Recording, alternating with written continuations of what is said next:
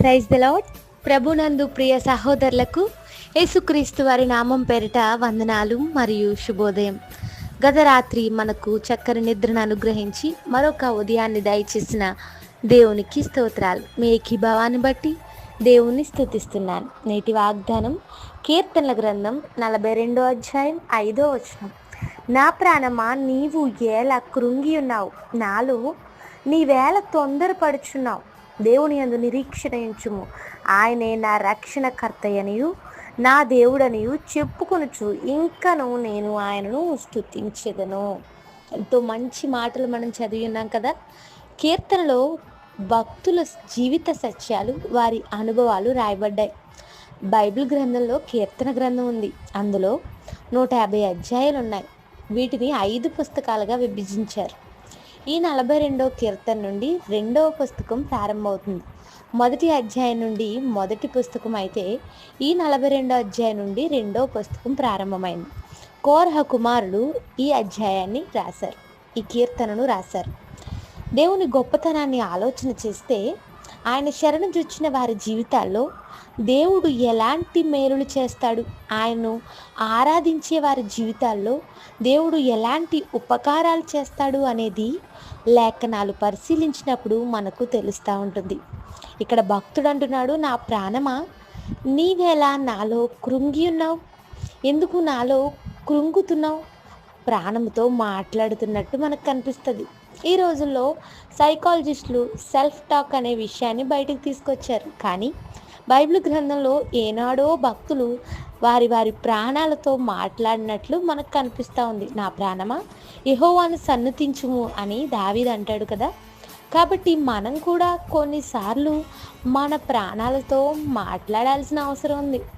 కొన్నిసార్లు మనస్సు ఉవ్వెత్తున ఎగిసిపడుతూ ఉంటుంది. కోపంతోనో, ప్రేమతోనో, విపరీతమైన బాధతోనో, భయంతోనో, భరించలేని సస్పెన్స్తోనో ప్రాణం సతమతమవుతూ ఉంటుంది కదా. అలాంటి సమయంలో ప్రాణంతో మనం చెప్పాలి, ప్రాణమా మౌనంగా ఉండు, దేవుణ్ణి అంగీకరించు, ఆయన చిత్తాన్ని స్వీకరించు, దేవుని యందు నమ్మికించు. నా ప్రాణమా, ఎందుకు తొందరపడుతున్నావు అని మాట్లాడి చూడండి, ఖచ్చితంగా నెమ్మది ఫీల్ అవుతారు. భక్తుడు మాట్లాడుతున్నాడు, నా ప్రాణమా ఎందుకు కృంగి ఉన్నావు, ఎందుకు తొందరపడుతున్నావు అన్నాడు. ఈ ఉదయం తొందర పెట్టే ప్రాణంగా, కృంగిన ప్రాణంగా నీ ఉన్నావేమో. నిద్రలేస్తూనే ఈరోజు కష్టాలు, ప్రశ్నలు, నీవు ఎదుర్కొంటున్న సమస్యలు నీ కళ్ళ ముందుకు వచ్చేస్తున్నాయేమో. కృంగుదల రావడం మనుషులందరిలో సహజమే. అయితే ప్రతి ఒక్కరి జీవితంలో అప్ అండ్ డౌన్స్ వస్తూనే ఉంటాయి. దేవుడు మాట్లాడుతున్నాడు. భక్తులైన వారు ఏ విధంగా దేవుణ్ణి వెంబడించారో నీవు కూడా దేవుణ్ణి అట్టి రీతిగా వెంబడించగలిగితే నీవు కూడా అలాంటి అద్భుతాలు చూస్తావు. నా ప్రాణమా, నాలో తొందరపడద్దు. తొందరపడకుండా ఏం చేయాలండి అంటే దేవుని యందు నిరీక్షణ ఉంచుము. God is our hope. నిరీక్షణ అనేది ఎవరి మీద ఉండాలి అంటే అది దేవుని మీద మాత్రమే ఉండాలి.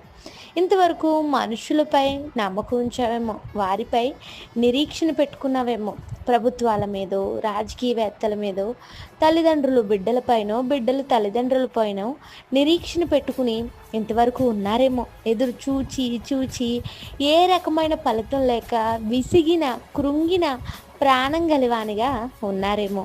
ఈరోజు దేవునిపై కనుక నీవు నిరీక్షణ పెట్టుకోగలిగితే తన కొరకు నిన్ను నిలబెడతాడు, నీ పట్ల తన కార్యాలు జరిగిస్తాడు.